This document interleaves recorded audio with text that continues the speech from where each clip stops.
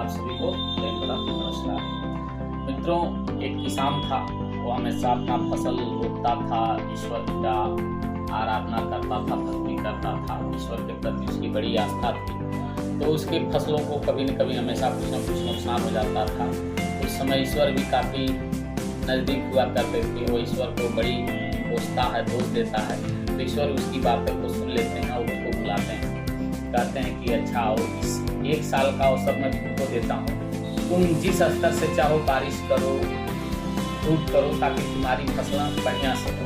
किसान बड़ी खुश हो जाता है और अपने खेतों में बीज रोपता है।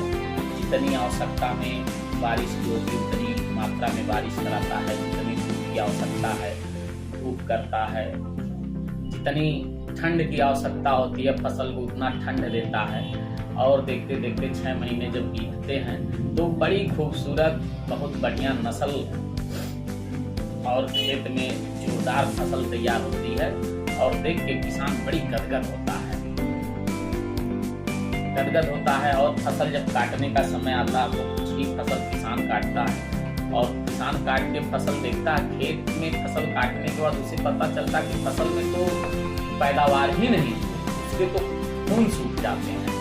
फिर वो बड़ी दुखी होता है, बड़ी परेशान होता है। फिर ईश्वर के पास जाके आराधना करता है, कहता है मैं अपने स्थिति के अनुसार और फसल की स्थिति के अनुसार जब जितनी आवश्यकता थी धूप, पानी, बारिश, खाद, मिट्टी सब दिया, फसल सही हुआ, लेकिन उसमें पैदावार ही नहीं हुआ।